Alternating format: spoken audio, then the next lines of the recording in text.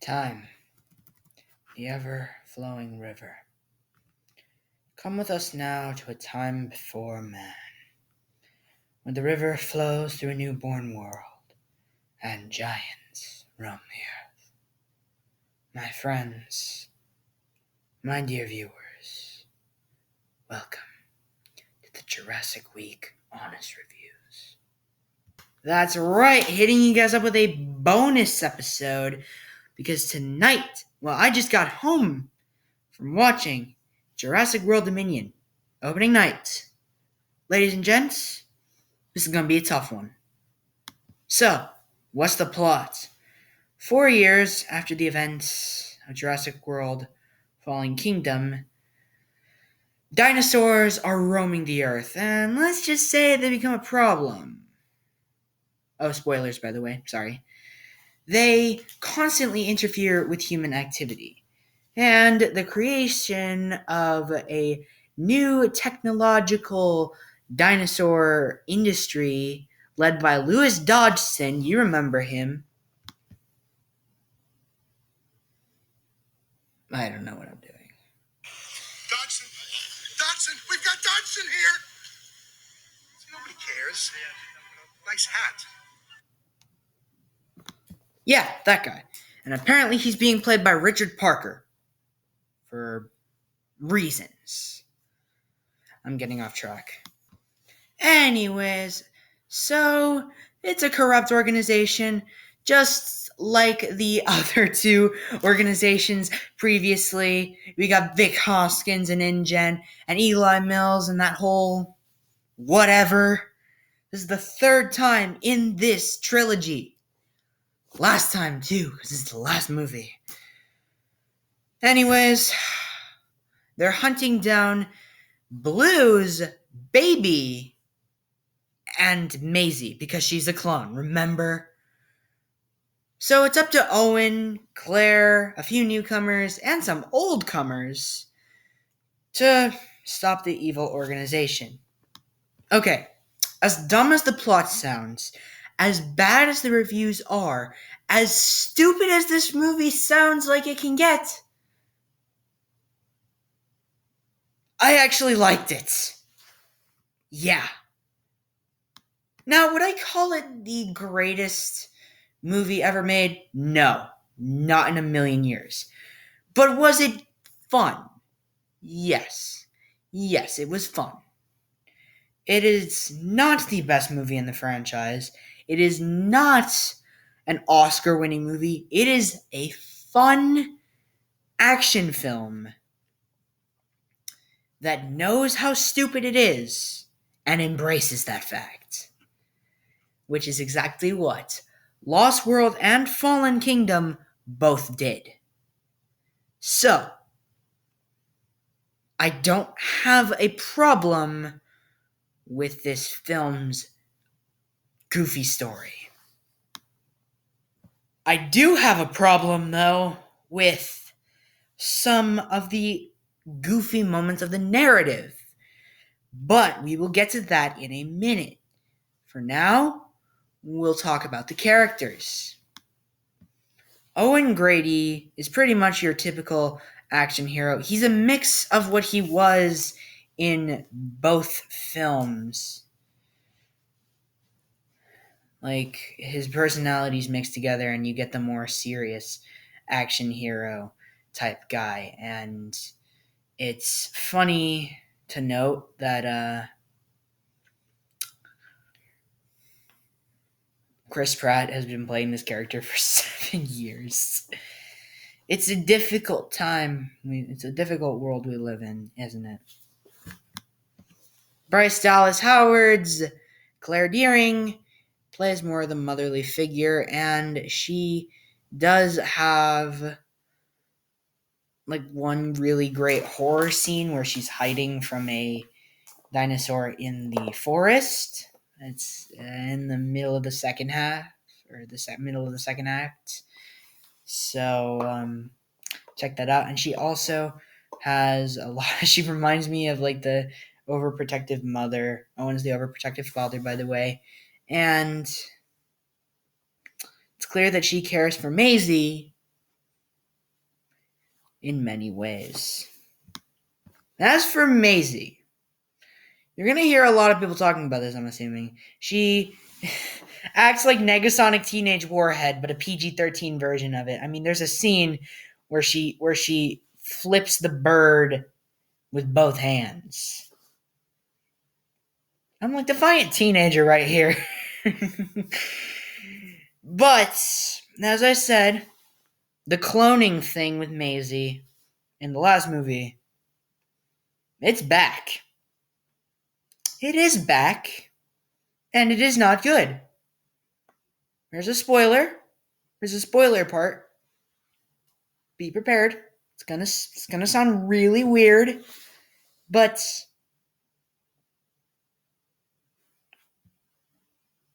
keep on going. So apparently, Ben Lockwood, her grandfather, put in DNA of a lizard into his daughter, and that specific breed of lizard is able to help reproduce without the use of a male.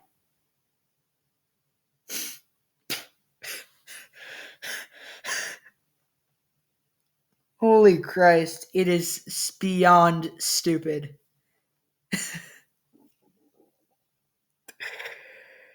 It is so unbelievably dumb. I hate every moment of it. This idea of reproduction is bought from the first film with the use of the frog DNA, with the frogs that can change its gender or something like that. Here they have the lizard DNA to fill in the gaps with the DNA. So they brought that back. I'm glad they did. I'm glad that they reference that whole idea. But, God, the human cloning, save that for Star Wars. Star Wars does the human cloning the right way with the clone troopers. I do not recommend the entire cloning process for humans in this franchise to anybody, even the morbidly curious. The dinosaurs are far enough. But other than that, she's still good. Actress, specifically, Isabella Sermon, you did a great job, honey. I don't know why I did that. Now, we got two new characters. I know. Zia and Franklin make small appearances. They don't have a big role. I'm assuming that's because they weren't well received. Star Wars: The Rise of Skywalker did the same thing with Rose. She was not a well received character, so they wrote her out as much as possible. Oh, funny enough, Colin Trevorrow, great name, almost worked on Star Wars: The Rise of Skywalker back before J.J. Abrams took the helm, but I'm just getting off track. I'm just trying to talk about Star Wars now. Yeah, those two hardly make an appearance. In their place, we get two new characters. We get Kayla and we get Ramsey. They're fine. Maybe if I watch the movie again, I'll remember them. Ramsey, his whole thing that he does is, well, he's like they pull the "I'm the spy" thing from Star Wars: The Rise of Skywalker, and with Kayla, it's sort of like Jonna. Yeah, the character, they're fine. They don't hurt or help the movie. You really could have replaced them with anybody, but they're fine. They're fine. They're fine. Then we have, of course, the three original actors. We've got Sam Neill as Dr. Alan Grant, who apparently Chris Pratt did not know Sam Neill was from New Zealand, which, to believe it or not, up until recently, by recently I mean like a few years ago, I didn't either. Laura Dern as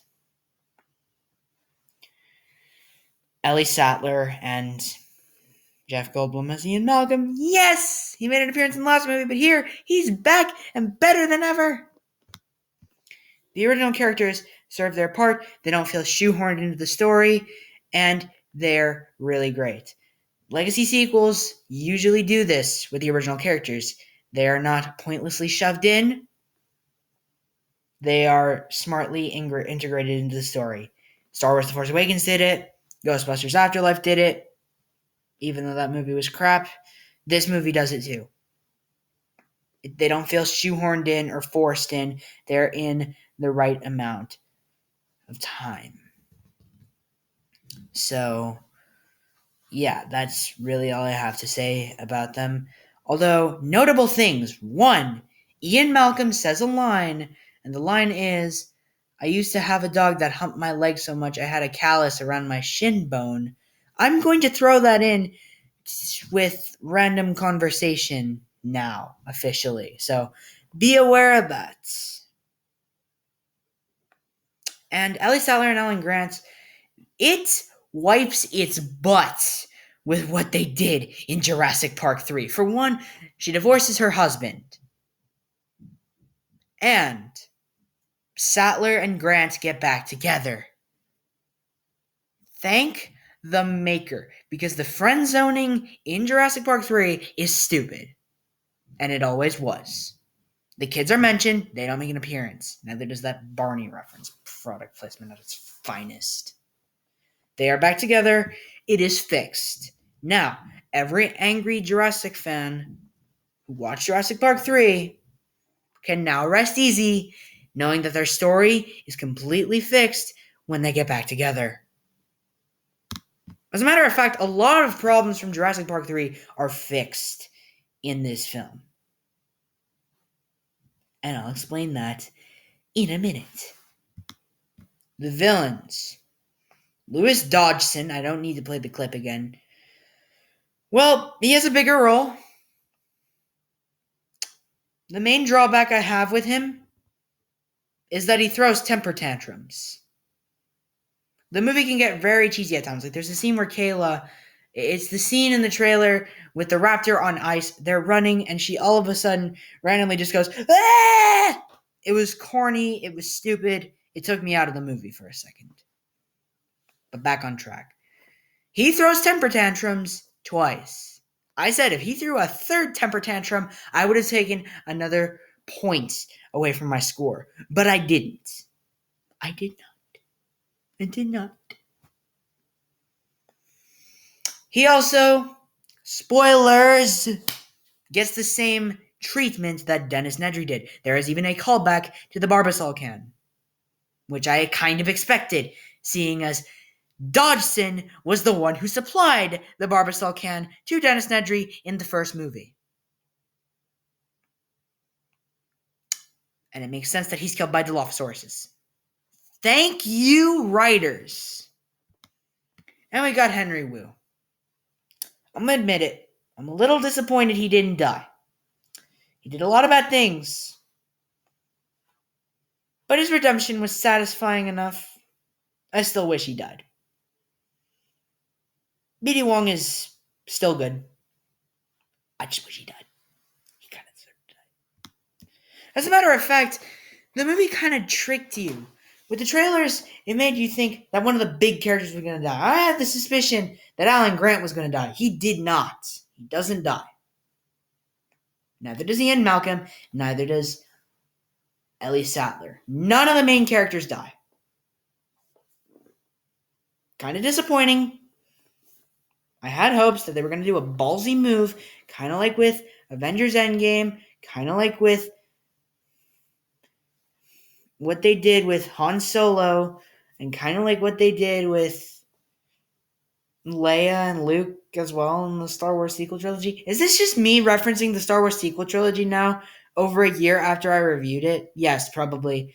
And I even thought they were going to pull like what they did with No Time to Die with James Bond's sacrifice. They didn't do that. I'm okay with that, but I would have preferred if they died. Honestly, I would have. Or at least Alan Grant. But they gave him a satisfying send-off nonetheless. Time to talk about the CGI, and trust me, this is not as bad looking of CGI as I thought it would be. Actually, no, I didn't think that at all. Jurassic World Dominion has a lot of great looking CGI. The teaser trailer that they released about over a year ago at this point almost, was really good looking. It starts off with the DNA being extracted with a mosquito and the T-Rex attacking. Sorry, I had to yawn. It's late at night at this point.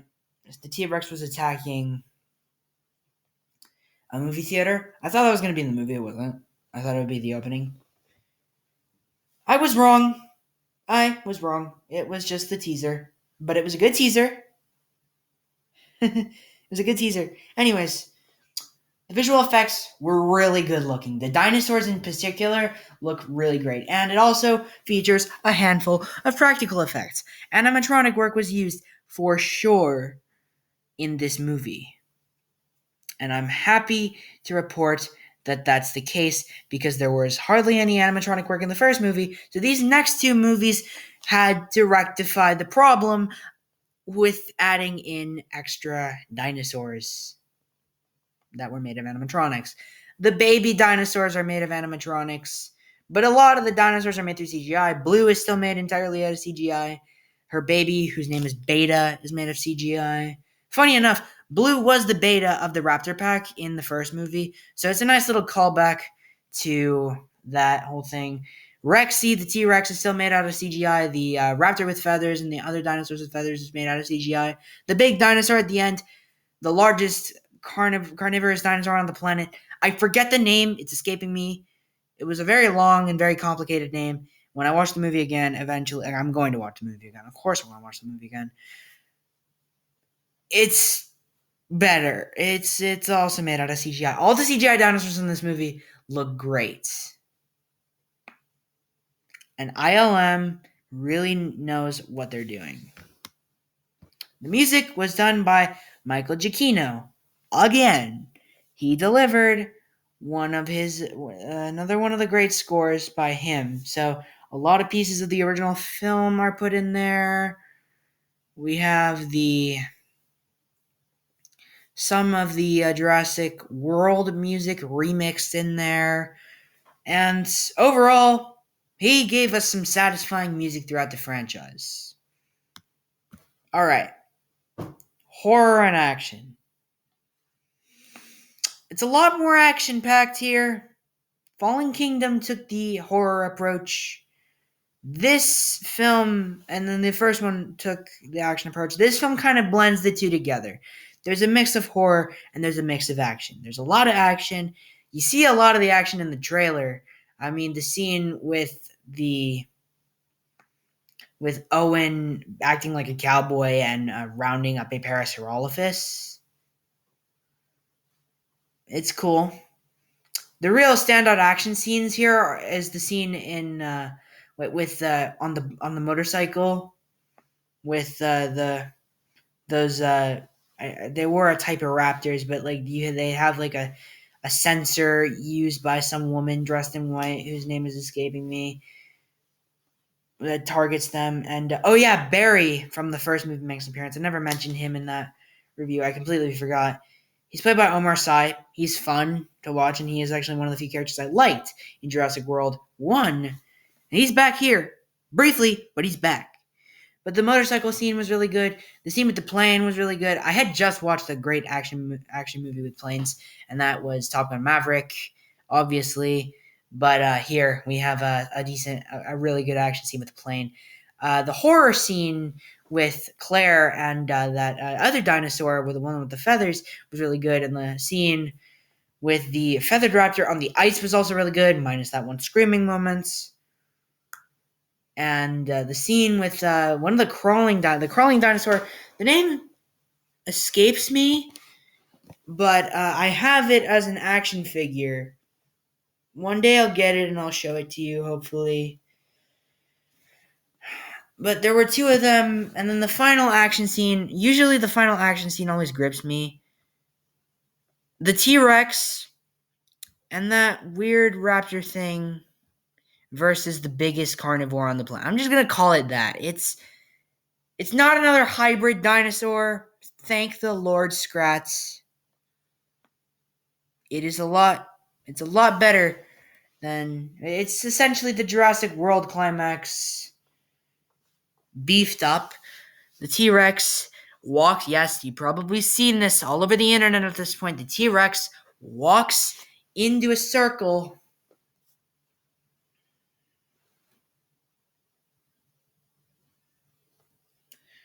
and what you get is a recreation of the Jurassic Park logo. And it's awesome. So the action scenes and the horror elements are actually really well done.